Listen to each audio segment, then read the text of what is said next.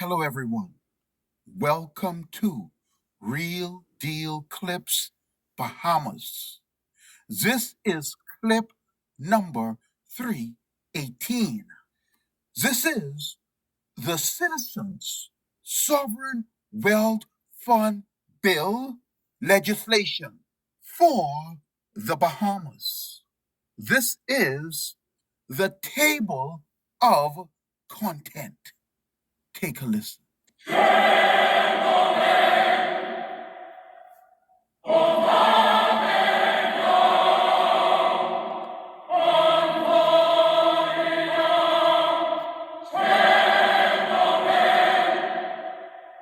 If you don't listen, you will fail. Just stop the snail. Do you know why the sovereign wealth fund get repaired? If you don't listen, then you'll fail. Just stop the snail. For the 156 billion carbon credits revealed. If you don't listen, then you'll fail. Just stop the snail. Need over 10,000.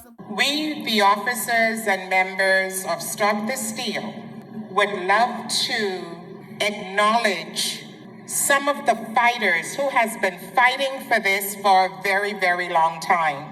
We'd like to acknowledge Mr. C. Allen Johnson,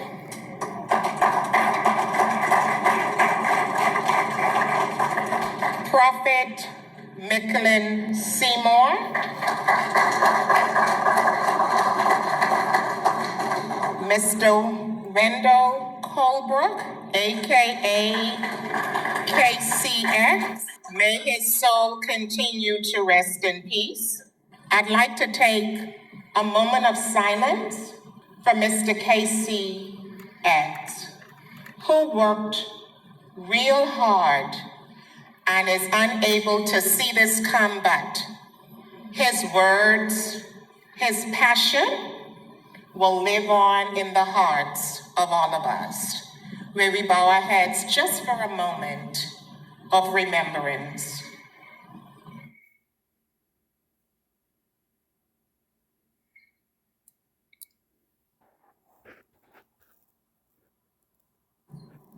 Mr. Prescott Smith, Mr. Wesley Campbell, Mr. Lincoln Bain, Mr. Ricardo Thurston, who was able to monetize the carbon credits to its proper value in market.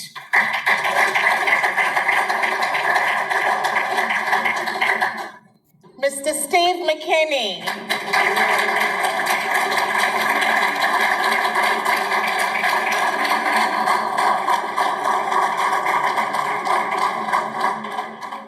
on behalf of all Bahamians everywhere, local and abroad, we wish to thank all of you for your hard work, your research, your radio station.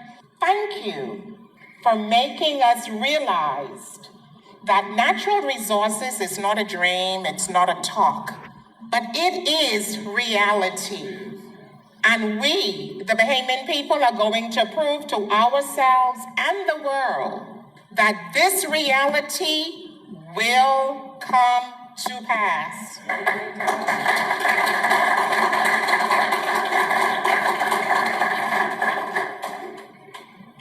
On behalf of all the Bahamians, we wish to thank all of you. At this time, I'd like to acknowledge our presenters who would be giving our presentation and who will also be the panelist for our question and answering session.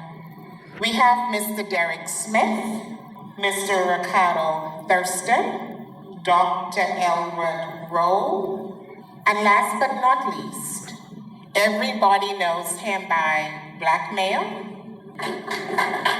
who would also be joining the panel to answer any questions regarding the Bahamas Constitution and who is entitled to our Solvent Wealth Fund. Okay, ladies and gentlemen, are you ready?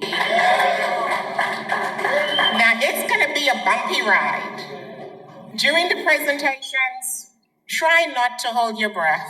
We don't have no oxygen tanks here because it's breathtaking. At this time, we are going to invite Mr. Ricardo Thurston, who is a licensed stockbroker and an investment analyst. Mr. Thurston is no stranger to the conversation of natural resources and carbon credits. Ladies and gentlemen, I present to you Mr. Ricardo Thurston.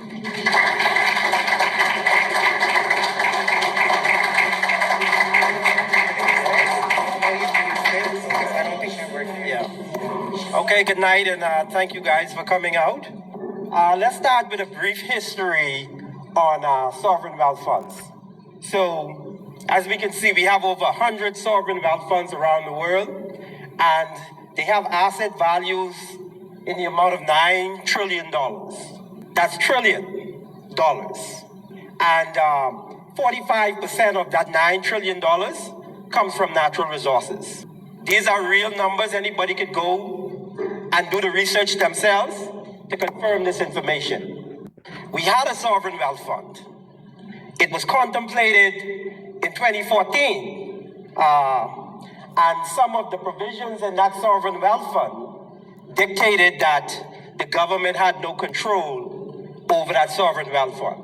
That sovereign wealth fund was instituted in 2016, and it was repealed in 2022 and replaced with a national investment fund that the government of the country controls. Well, correction.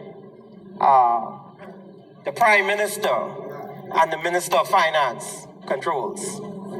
So they repealed the sovereign wealth fund that we had, and they replaced it with something that they controlled. We all know, based on that study from the University of Michigan, that we're talking about carbon sinks valued at $156 billion. That is the asset that we're talking about. And we determined, as citizens of this country, that we needed to take the bull by the horn, because we cannot monetize these resources if we don't have a bank account. We have the ability to map out the carbon sinks. We also have the ability to take those carbon sinks to market. But we don't have the bank account for when the transaction is completed to put that money into that bank account. Ladies and gentlemen, welcome to your bank account, the Citizen Sovereign Wealth Fund.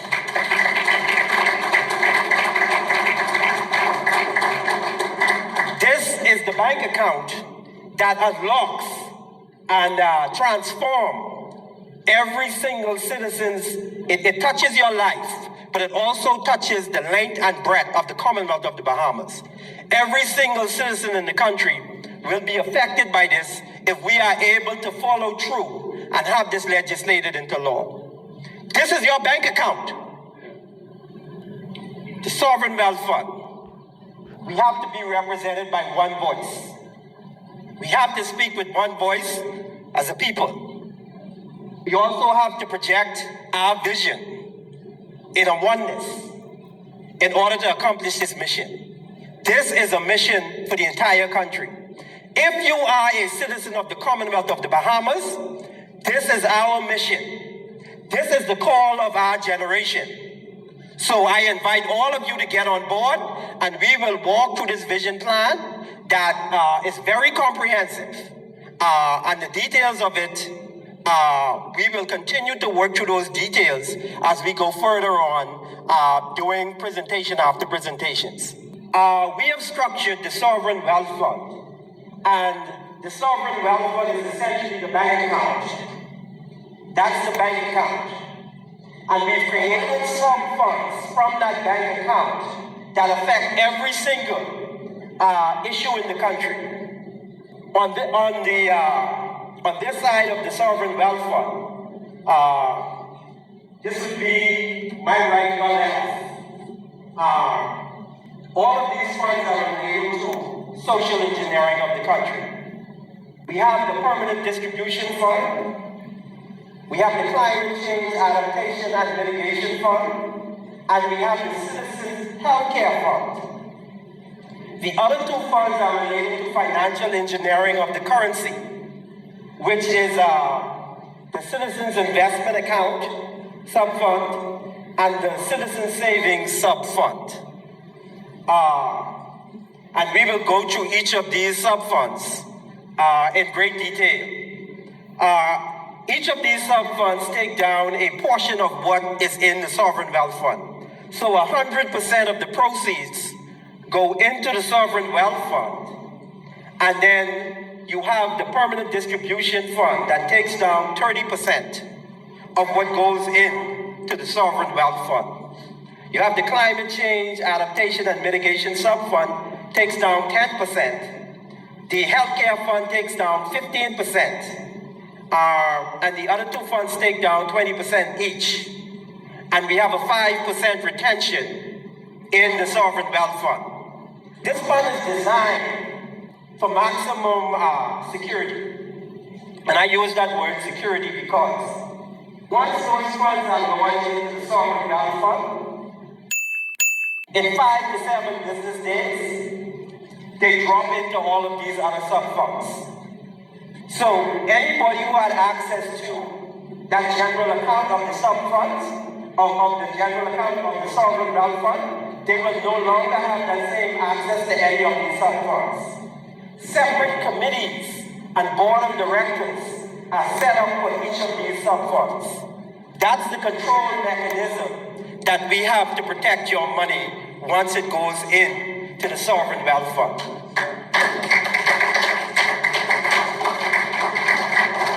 And it's important to reiterate that sovereign wealth funds operate outside of government. That sovereign wealth funds operate outside of government.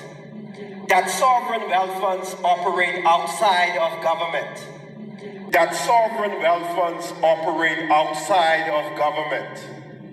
While the government is responsible for legislating and enacting the sovereign wealth fund into law, after that process is complete, the government no longer has any control over a sovereign wealth fund. This is not a government entity.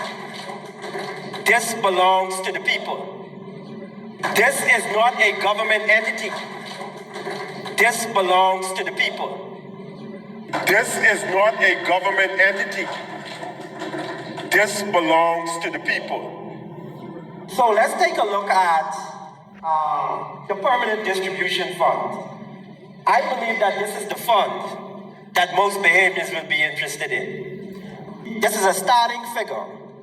We want to get $50,000 to $60,000 in the pocket of every single Bahamian citizen. And I reiterate, Bahamian citizen. And we put measures in place to make sure that we are sending out money to Bahamian citizens. And it starts with a registry, a citizenship registry. And we go back to 1974, the provisions of the Constitution that established citizenship. And we use that as the criteria to build out that registry.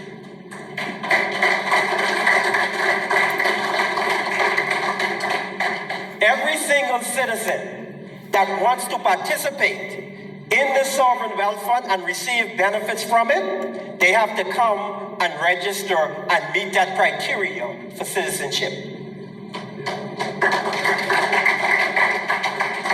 And we are using state-of-the-art blockchain technology to create a immutable ledger, meaning that it's tamper-proof. And we design algorithms based on the provisions of the Constitution, where we can put your documents in and it can spit it out immediately and determine whether or not you meet the criteria as a Bahamian.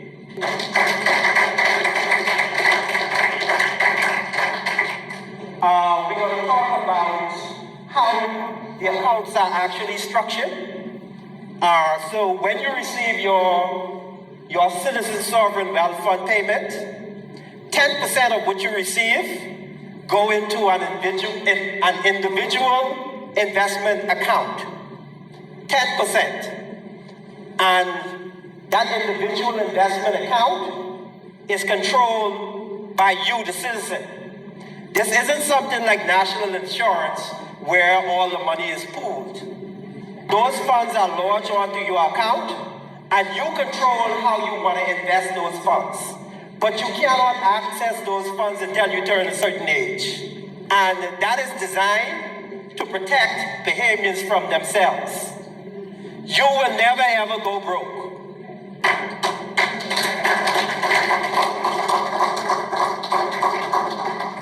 Now let's get into some of the provisions of the Sovereign Wealth Fund. Eligibility. Well, you know you have to meet the criteria for citizenship based on our citizenship registry. Those are some of the conditions. You have to be over 18 to be eligible. You have to be an adult. We'll go on. We have a junior investment account for citizens between the ages of 5 and 18. So if a full-fledged participant in the fund is receiving $60,000 a year, on the junior account, they will be getting 10% of that. And that junior account operates like an individual investment account. While those funds will go on to that child's account between the ages of 5 and 18, they will not be able to access those funds until they actually turn 21. Because we have a national service provision in the Sovereign Wealth Fund. For citizens who turn 18, they have to do 2 years of national service.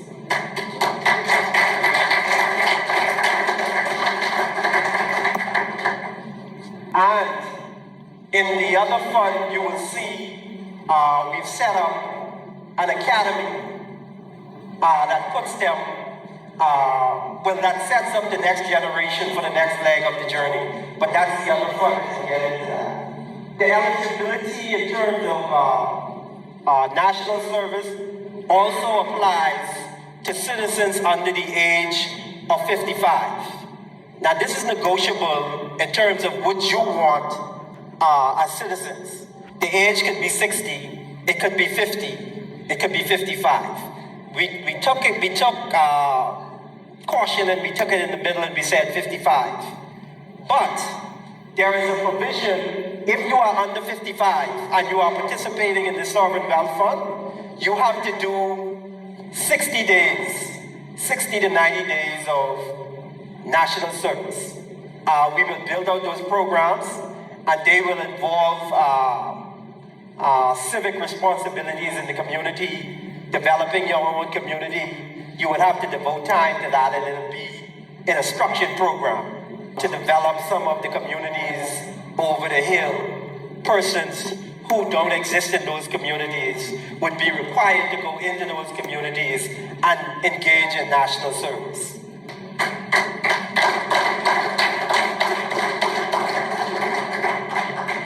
Now let's get into some of the prohibitions that make you ineligible to participate in the Sovereign Wealth Fund. Well, if you are deceased, you can't participate. You can't participate if you are deceased.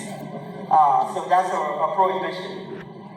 If you are arrested and imprisoned, your portion of the Sovereign Wealth Fund will be garnished and given to the government to pay for your imprisonment.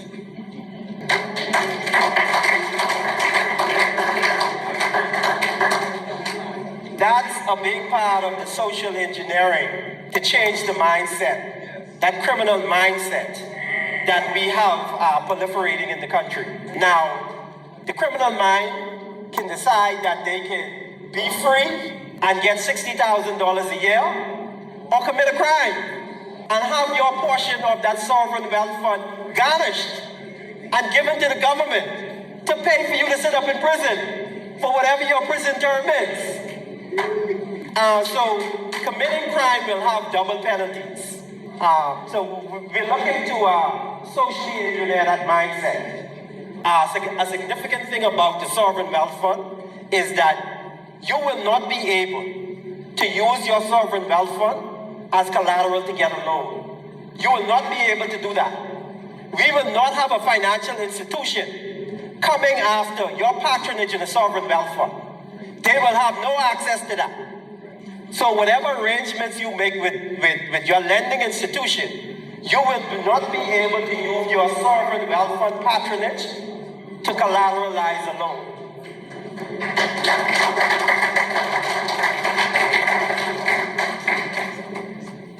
This is what we're looking at. $50,000 to $60,000 per citizen. This is the introduction. And this is only, these figures are only designed as introductory figures. The patronage could be much more, but when we get into the financial engineering of the currency, we'll explain to you how we can turn this $50,000 into $200,000 worth of spending power by financially engineering the currency. So you'll be getting $50,000, but when you do the conversion, you'll be able to go in America and you can get $200,000 worth of spending power from that $50,000 after the financial engineering portion is done. We will employ blockchain technology, as I mentioned, to make sure that that citizenship registry is immutable. If you become a minister of the government, you can't decide that your good friend could now be a citizen, and you will go and tamper with the registry. It's impossible. I can't even, if I control this, if they put me in charge of this, I can't go and take one of my friends who's not a Bahamian and decide that I want to enter them into this registry. It can't happen. So we are protecting Bahamian citizenship and we are placing a value to it. And we expect every citizen in the country to engage in policing this. National service. This is what our national service program is going to look like. But we also have a few surprises coming on in the next sub-fund related to that. This is the junior individual investment account. And this is designed to engage in social engineering at the earliest stage of a child's development. So, from the age of 5, every single Bahamian child will have an individual investment account.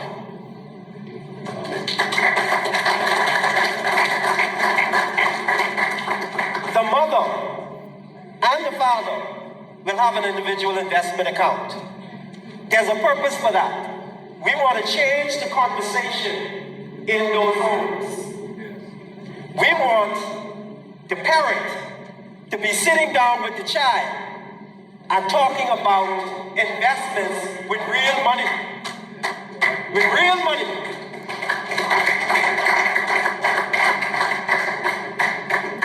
This is a big part of the social engineering in terms of changing the mindset and building out a different mindset for another generation. And we will continue the social engineering as we go on in the presentation. This is a climate change and natural disaster sub-fund. This is significant because of climate change, we have carbon credits. So climate change take it away and climate change give it. But what we have done is we have laid on a platform to prepare the next generation for the next leg of the journey. We, in this fund, we have set up a natural resources academy that will catalog all of the natural resources in the Commonwealth of the Bahamas.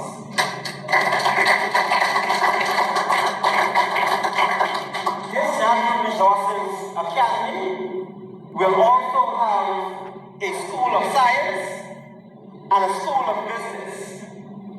So the next generation will understand the science of the natural resources and they will have the ability to monetize it.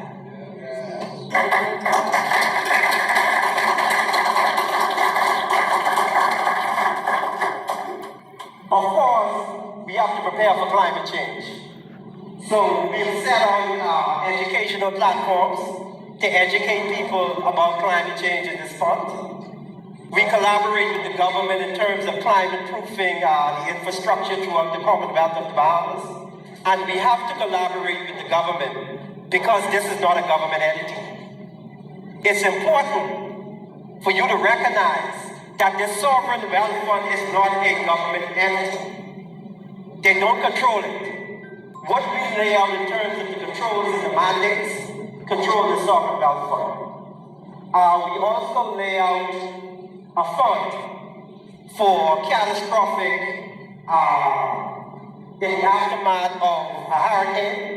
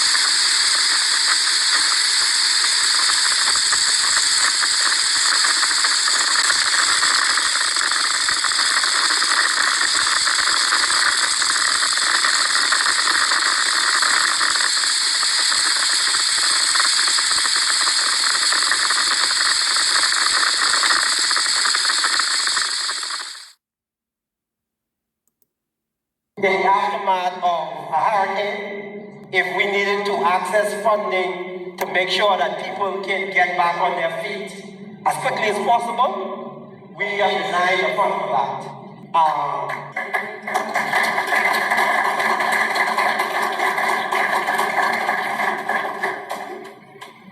And we have what is called a force majeure clause. A force majeure clause is French for superior force. It's a contract provision that relieves the parties from performing their contractual obligations when certain circumstances beyond their control arise, making performance inadvisable, commercially impracticable, illegal, or impossible. In other words, when we need these funds most in a catastrophic situation, the funds will be at our disposal. There won't be any red tape. And we have what is called a force majeure clause in that triggers that fund.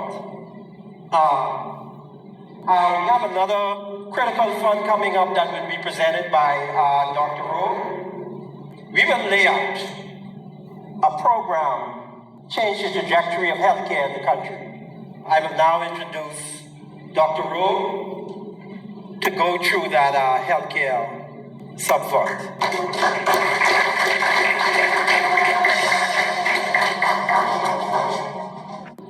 And I want to remind you, this is not a political thing. This is a people thing. Okay, I have the pleasure to introduce you to the Citizens Healthcare Subfund. What you see here on the screen, you see a progression from a child, okay, to old age. And quite often, we see through life, there is poor quality of health. You see the caption says, quantity versus quality of life. I should have put health. Because a lot of persons have long life, but they have poor health and poor quality of health. This program is a very powerful preventive health program. This program focuses on addressing healthcare situations before they happen. You heard a lot of talk about the monies envisioned for each Bahamian, but I would say health is the true wealth. Because if you're not healthy, you can enjoy the money, okay? Okay, let's get into the nitty-gritty of it. It begins with DNA sequencing. From the time a Bahamian is born, get a DNA sample, it is sequenced. Now, what is DNA sequencing? What is done, a sample is taken, and through a process of heating and cooling through a special type of tube, they're able to sequence various chains of DNA. From that DNA, we are able to identify various markers that researchers and geneticists will be able to determine whether an individual may be prone to certain diseases, ailments, and illnesses. Now let's get more into what DNA is. We'll move through this quickly. It's deoxyribonucleic acid. And these are the building blocks of a human being or genetic life. Okay? Think about Lego. You know, you have children, they have Lego pieces, right? And they can build buildings, they could build different things from Lego. Well, think of the individual Lego pieces as a strand of DNA.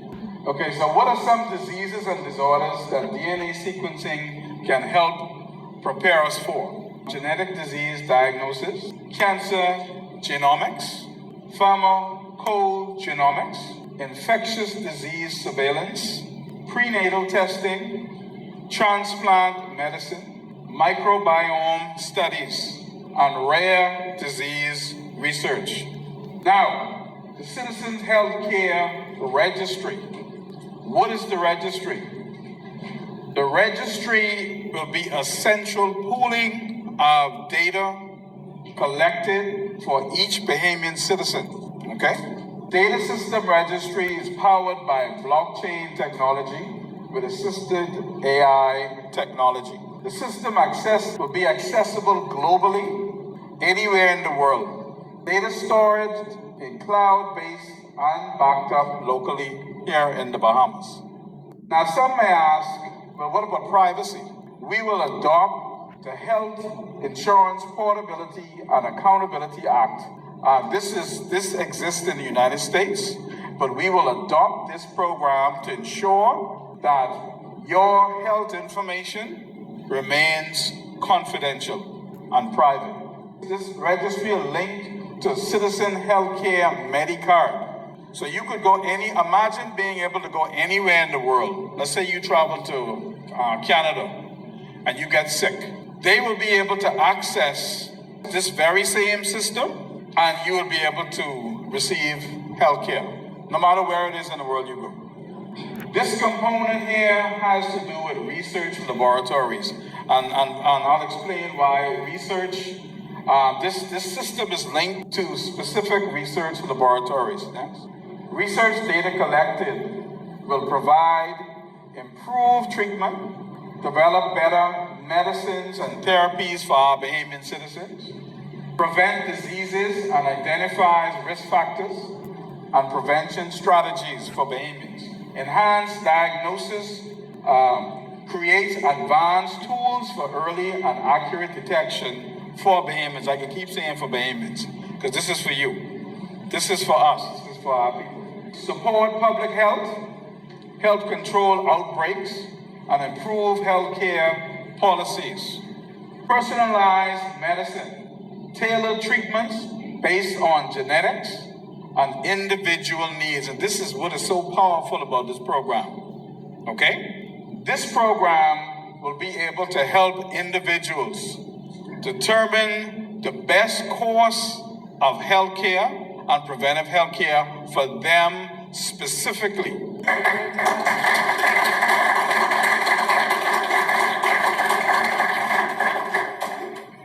Okay, identifying each Bahamian as an individual and managing their healthcare needs as such. Number 6, extends lifespan. Advances in healthcare leads to longer, healthier lives. From birth to old age. Quality of healthcare, quality of life. Reduces healthcare costs, early detection and prevention, lower medical expenses. All right? So the healthier you are, you won't have that need for frequent hospital visits, okay, and having chronic ailments and illnesses. It drives innovation, leads to new medical technologies and discoveries. From all of this research will come education. This is what is so urgently needed in the country. We need more health and medical education to be able to sit an individual down, not just sit them down and counsel them, but now you have tons of data gathered from birth.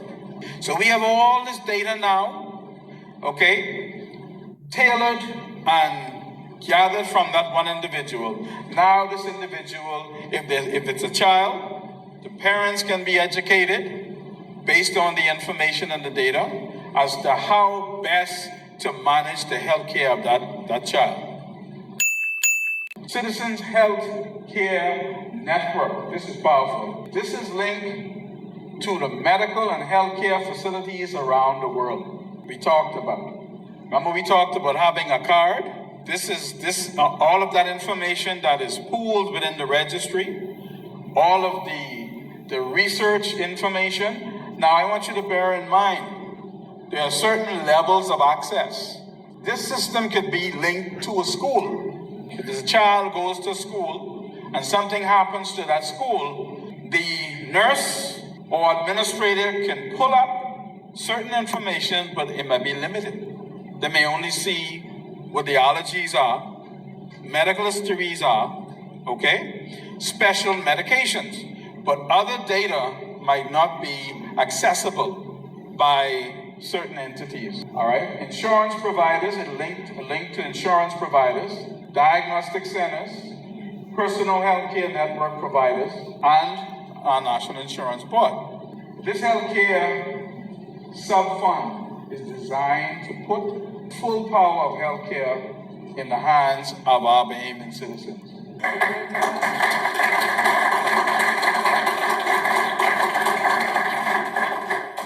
Do you think this is too good for Bahamians? Okay, we need this, right? Okay. All right, so nothing is too good for our people. Thank you.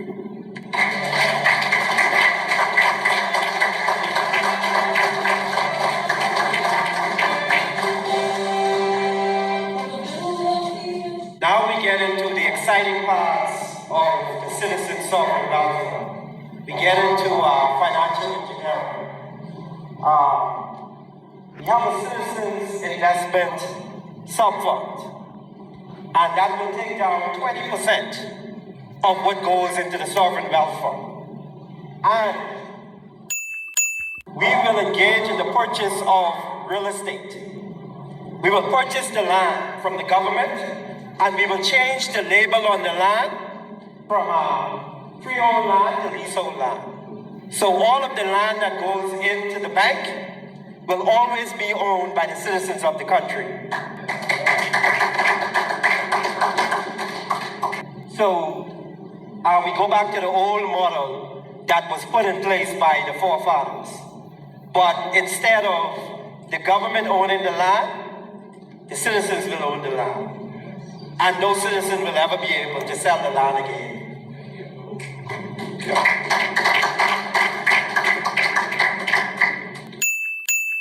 We will get into the ownership of food stores. We will have our citizens' food stores. And we will control the quality of the food in those food stores and the prices. And whatever profits we generate will go back into the Citizen Sovereign Wealth Fund.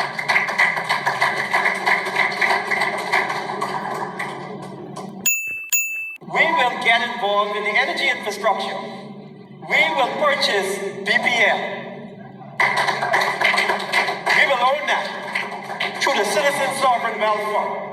And when you go and pay your BPL bill, whatever profits are generated go back to you in the Citizen Sovereign Wealth Fund. We will create a virtual bank for the citizens of the country.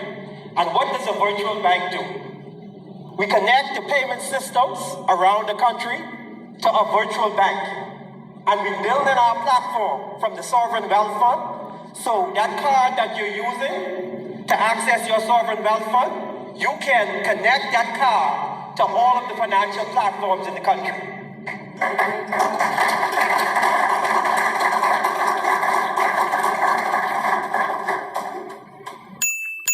We will engage in the purchase of high quality equity through the purchase of Fortune 500 companies. And with our Citizen Healthcare Network, all of the companies that are part of that network, we will own shares in those companies through the Citizen Investment Sub-account.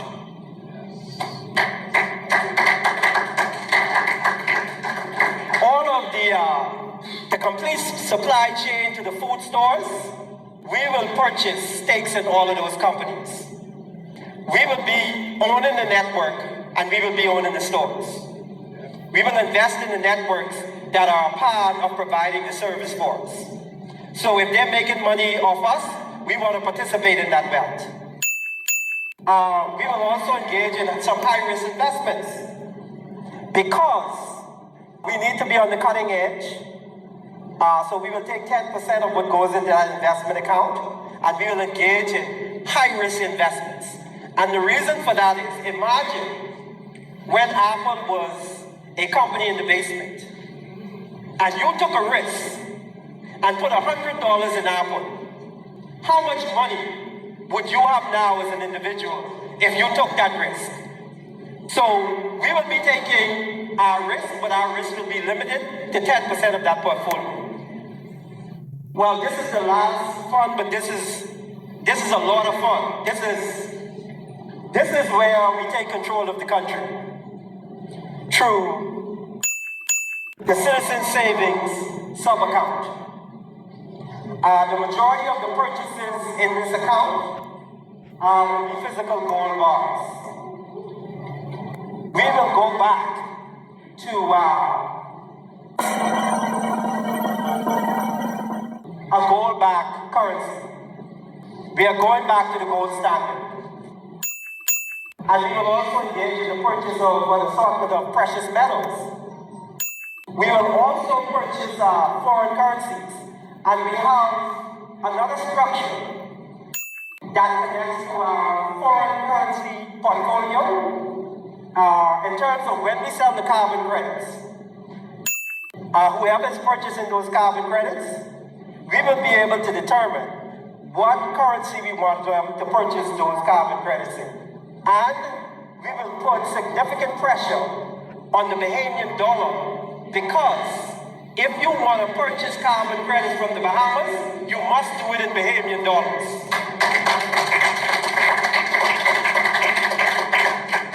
And it does something significant to the Bahamian currency. Pardon me, if you will. Let me just take this opportunity to introduce some of Ricardo Thurston's credentials so that everyone know what this man working with. The Series 86 is at the pinnacle of all the exams in this field. The pinnacle, the very top. When you step to this exam, you better step correct. Mr. Thurston, and I quote, said, he did a self-study for this exam. You heard me correctly.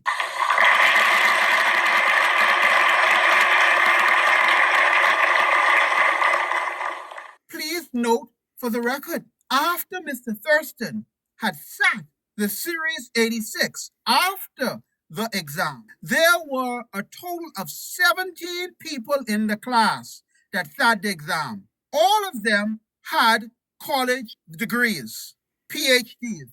The majority were PhDs, and every other individual had some degree behind their name.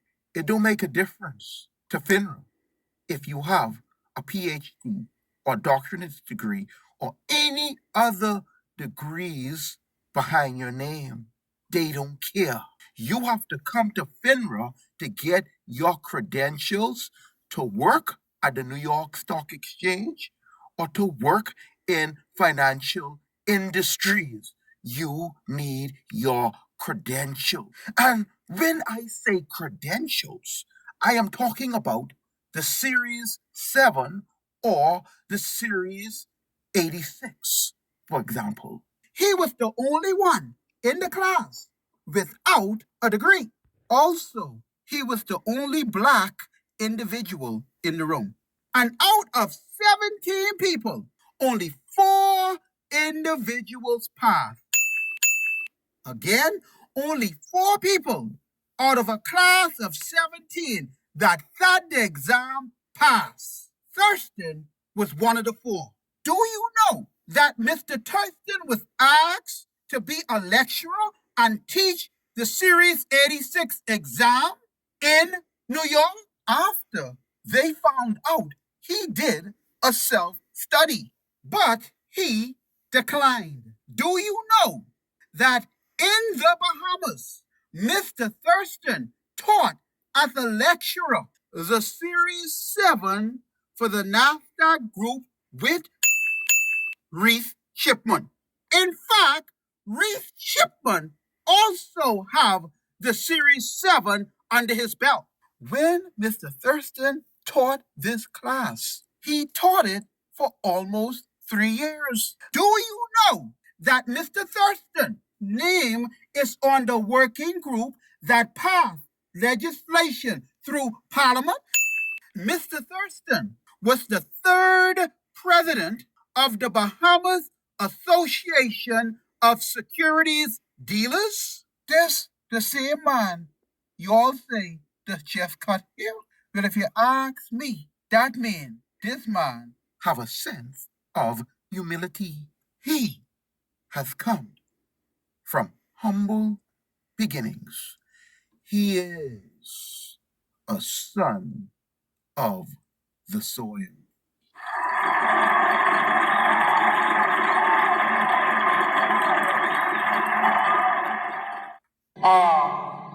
So imagine a situation where you have $13 billion worth of Bahamian currency in circulation.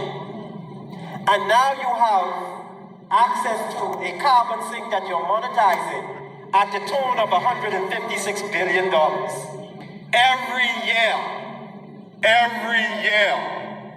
Not one time. Every year. So you will be empowering the dollar, the Bahamian dollar, by 8 times every single year. This is a possibility in terms of how we can financially engineer that currency. And to conclude how we will take back our country, this is the conclusion.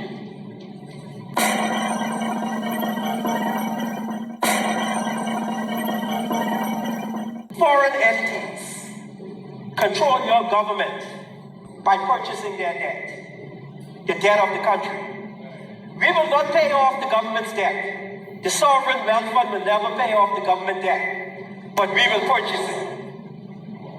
We will control the government because we control the debt.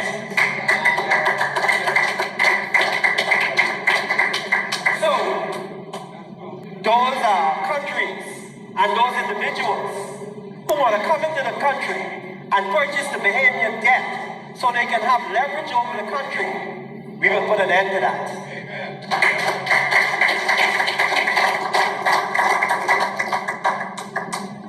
All of these things are possible, but it's only possible with the Bahamian people united around a vision like this. You are the government. The Bahamian people control the 39 seats in the parliament, if you didn't know. Not the PLP, not the FNM, not the COI, the Bahamian people. Let's start being Bahamians again. Because if we look at this country through the lens of being a Bahamian, that's where we find our true identity. And that's where we become free. We become financially free. And we would have completed that cycle from political independence in the country to now being economically independent. Thank you.